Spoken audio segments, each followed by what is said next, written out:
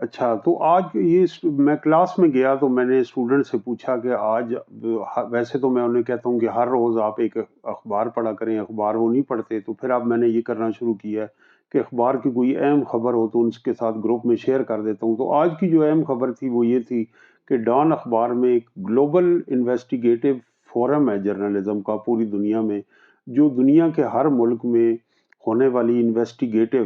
تحقیقاتی صحافت کی جو خبریں ہیں وہ ان کو ایوارڈ دیتا ہے۔ تو اس میں پاکستان کی 8-10 سٹوری سلیکٹ کی ہیں۔ یہ پاکستان کی صحافت کے لیے بڑا اعزاز ہے کہ نامساعد مشکل ترین اور خطرناک ترین حالات میں وہ انویسٹیگیٹو جرنلزم کر رہے ہیں۔ اور اس میں دو ڈان کی سٹوری تھی۔ دو ڈان کی سٹوریز کیا تھی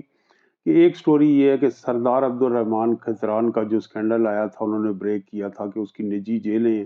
جس کی وجہ سے سوسائٹی میں ڈیبیٹ ہوئی بلوچستان میں جاگیرداری اور قبائلی سماج پہ، اور وہ سٹوری انہوں نے ایسے بریک کی کہ وہاں سے جو خواتین بھاگیں اور جو لوگ ان کی سٹوری انارتھ ہوئی کہ کیسے ایک جیل ہے جس کے اندر وہ سردار جو ہیں لوگوں کو اپنی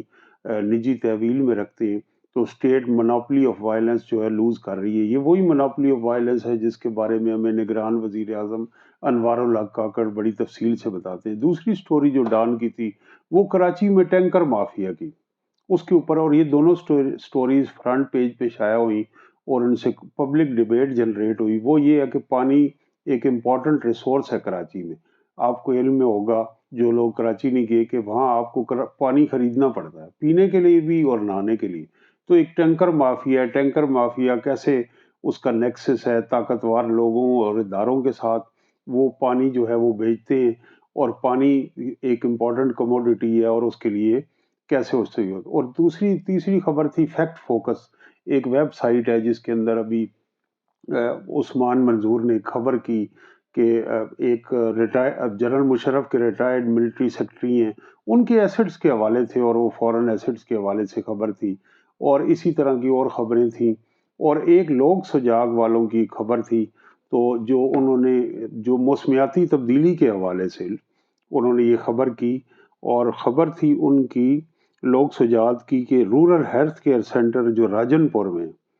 اس میں کیا ایشوز ہیں اور کیسے لوگوں کی وہاں اس صحت پہ جو نظام ہے ہیلتھ انفراسٹرکچر کا وہ ڈیلیور نہیں کر رہا، اور راجن پور میں لوگ جو ہیں اس کی وجہ سے مسائل کا شکار ہیں۔ اب آئی ایم شور، میں نے اسٹوڈنٹس کو کہا کہ آپ یونیورسٹی میں جو جرنلزم کے اسٹوڈنٹ ہیں، آپ اسلام آباد کی کسی بھی یونیورسٹی میں سروے کر لیں، اکثریت نہ ٹیچرز کو پتہ ہے کہ یہ خبریں شائع ہوئی ہیں اور نہ اسٹوڈنٹس کو پتہ ہے۔ تو جو معاشرہ اتنا بے خبر ہے کہ اسے اپنی سوسائٹی کے ایشوز نہیں پتہ، اور جو اس کی سٹوریز